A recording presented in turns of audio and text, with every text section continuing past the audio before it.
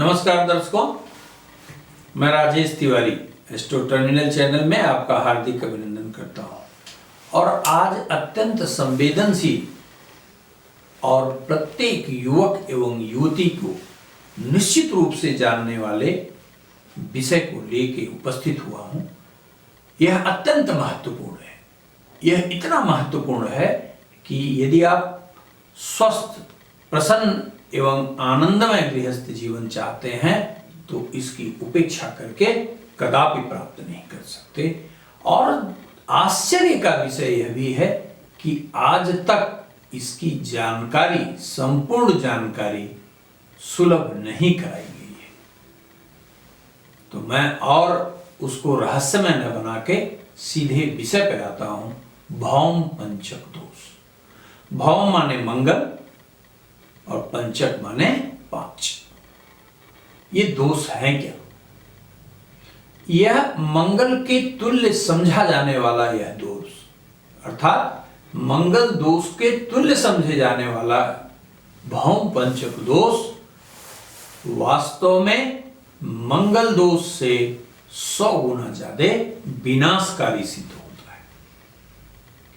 हमने हजारों हजार जन्मांगों के में इस स्थिति को पूर्णतः बहुत करीब से देखने के बाद मैं स्पष्ट रूप से यह कह सकता हूं कि संभव है कि मंगल दोष की उपेक्षा करने के बाद शुभग्रह के सहयोग के कारण आपका दांपत्य जीवन चल जाए। लेकिन यदि आपके जन्मांग में भौम पंचक दोष है और आपके जीवन साथी के जन्मांग में भौम पंचक दोष नहीं है तो लगभग दांपत्य जीवन का सुखमय चलना असंभव हो जाता है।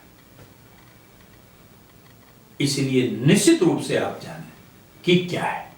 तो सबसे पहले मैं बताता हूं कि भौम पंचक दोष क्या है। भारतीय ज्योतिष में 5 ग्रहों को क्रूर ग्रहों की श्रेणी में रखा गया, पापग्रह की श्रेणी में रखा गया।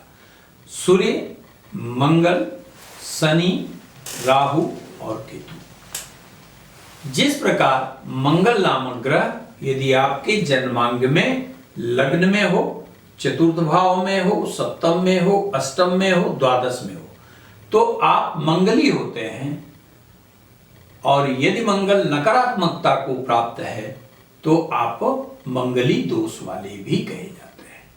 तो भारतीय ज्योतिष ये कहता है कि यदि इन्हीं 5 भावों में शनि हो या राहु हो, केतु हो तो भी आप मंगली कहे जाएंगे।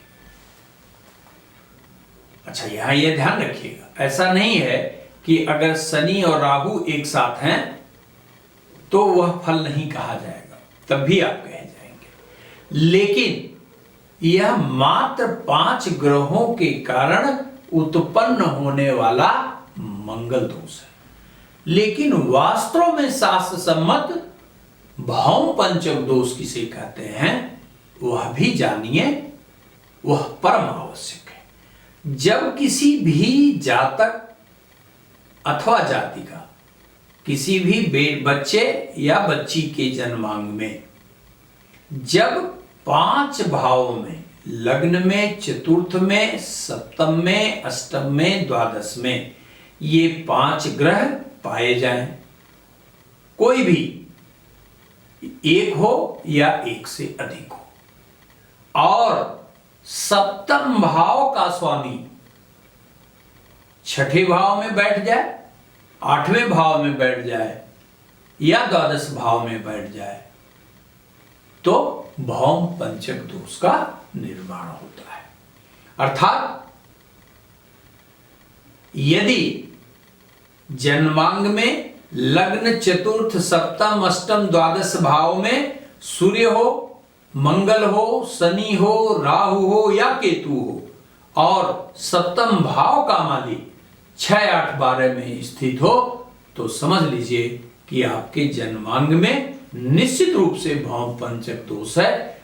और कभी भी विवाह के समय सिर्फ मंगल के संतुलन, यानी आप मंगली हैं और आपका होने वाला जीवन साथी भी मंगली है, इस आधार पर अगर आपने विवाह किया तो निश्चित रूप से विवाह असफल होने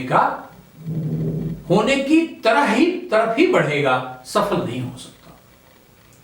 यदि किसी के जन्मांग में भौम पंचक दोष है, अर्थात सप्तम का मालिक छठे, आठवें, 12वें में है और मंगली भी है, या मंगल के कारण हो या पापाग्रह के कारण हो, तो यह निश्चित रूप से सुनिश्चित करें कि आपके जीवन साथी के होने वाले जीवन साथी के जन्मांग में भी समान योग। यही कारण है कि ज्योतिषी गण यह समझ नहीं पाते। आम जातक से को तो छोड़ दीजिए, आम दर्शक को छोड़ दीजिए, अरे भाई ये तो 32 गुण से कुंडली मिल रही है, लड़का भी मंगला है, लड़की भी मंगली है, फिर भी दाम्पत्य जीवन टूट गया, क्या कारण है?